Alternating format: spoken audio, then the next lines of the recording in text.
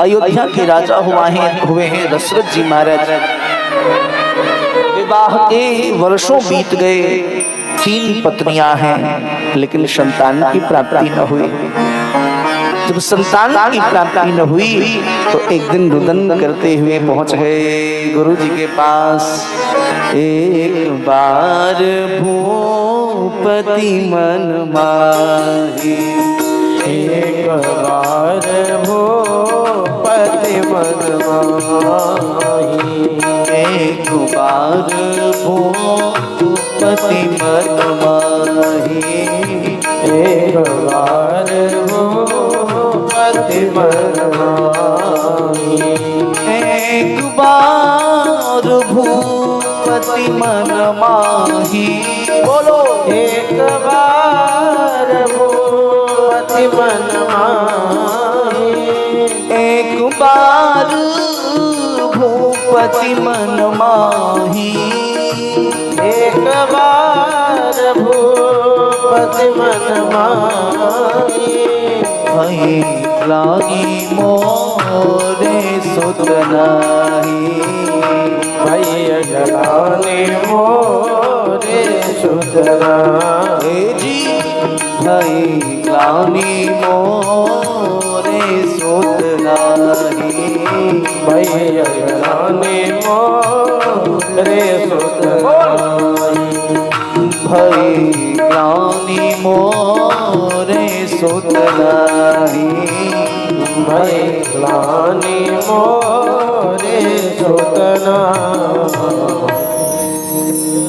गुरुजी क्या कोई मुखाग्नि देने वाला नहीं होगा? क्या कोई पिंडदान करने वाला नहीं होगा? क्या कोई तर्पण करने वाला नहीं होगा? क्या कोई सेवा करने वाला नहीं होगा? गुरुजी ने कहा पुत्र श्री यज्ञ करो। चंद्रवंश में बिना युद्ध के विवाह नहीं होता, सूर्यवंश में बिना यज्ञ के पुत्र की प्राप्ति नहीं होती। पुत्र श्री यज्ञ किया है, साक्षात अग्निदेव चरु लेकर के प्रकट हुए। तीनों रानियों को बराबर बराबर भाग में चरु प्रदान किया। कौशल्या जी को दिया, केकई जी को दिया, सुमित्रा जी को दिया है। सुमित्रा जी को दे रहे थे, उसी समय अनंत आकाश से उड़ता हुआ एक पक्षी आया और उस चरु को उठा करके ले गया। कुछ संत कहते हैं उसी चरु से हनुमान जी महाराज का प्रादुर्भाव हुआ है। कुछ संतों ने तो यहाँ तक कहा कि उस चरु को लेकर के उड़ते हुए पहुंचे हैं। वो पक्षी पहुंचा श्रीलंका। लोग कहते हैं महाराज एक पक्षी कैसे विदेश पहुंच जाएगा? अभी हम कहते कौन कौन लोग कुंभ होकर के आए, जरा भुजा उठा के बताओ। वाह, बहुत लोग कुंभ हुआ है। कुंभ में आपने देखा होगा जब आप संगम तट पे जाते होंगे तो साइबेरियन पक्षी, वो भारतीय पक्षी नहीं है, साइबेरिया से चल के आते हैं।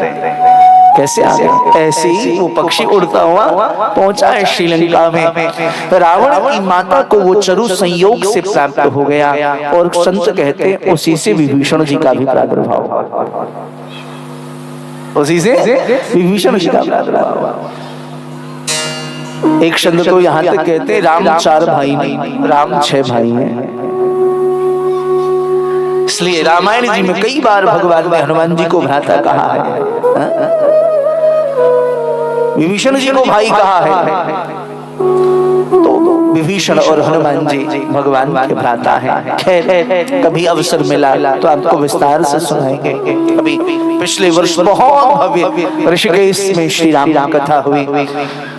नाइजीरिया से 100 यजमानों का परिवार आया और गीता भवन में ऋषिकेश में पूज्य स्वामी राम सुखदास जी महाराज की तपस्थली 3 नंबर में बहुत भव्य कथा हुई। आप श्रवण करना। तो उसी समय सुमित्रा ने वचन दिया यदि आप दोनों, बाद में दया आ गई कैकेयी जी को, कौशल्या जी को, सबने दोनों ने अपने अपने भाग से थोड़ा थोड़ा चरु दे दिया। बोले आप दोनों रानियों के चरु के प्रभाव से यदि मुझे 2 पुत्र होते हैं तो वचन देती हूँ अपने दोनों पुत्रों को आपके दोनों पुत्रों की सेवा में लगा दूंगी। कृतज्ञ बनिए, कृतज्ञ मत बनिए। जीवन में यदि किसी ने आपका संकट काल में किसी भी परिस्थिति में आपका यदि आपकी सहायता की, कुछ ऋण दिया है, तो जब तक सांस है आप कृतज्ञता ज्ञापित करते रहिए। मनुष्य कृतज्ञ नहीं हो सकता, कृतज्ञ तो असुर हुआ करते हैं। कृतज्ञता ज्ञापित करने आना चाहिए। अभी पिछले दिनों मेरी कथा थी पटना में, आपको जानकर के आशीर्वाद। पिछले दिनों इस बात के 10 साल हो गए, अब तो वो भी कथावाचक हो गए जिनकी मैं बात सुना रहा हूँ। उस समय पटना में वहाँ के डीजीपी हुआ करते थे गुप्तेश्वर पांडे।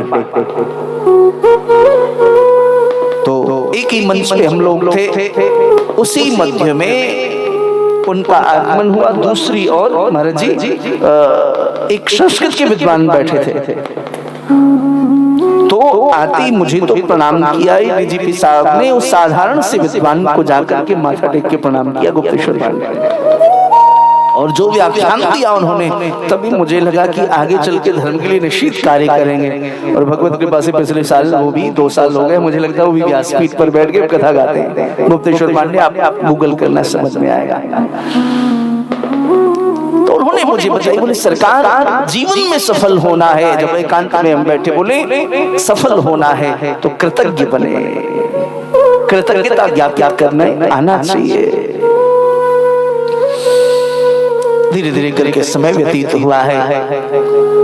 महाराज आ गया है चैत्र का महीना, समय का अभाव है।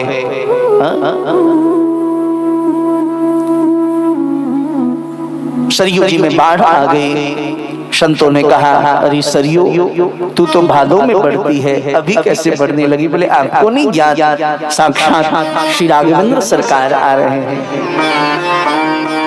तो बाढ़ तुझ में क्यों आ रही है? बोले आप सब मेरे तट पे बैठते हो ना, और आपके जीवन की प्रतीक्षा है राघवेंद्र सरकार के दर्शन की, इसलिए मैं आपको जगाने के लिए आई हूँ। ऋषि मुनि ब्रह्मर्षि सब अवध में पधारे हैं। इस बार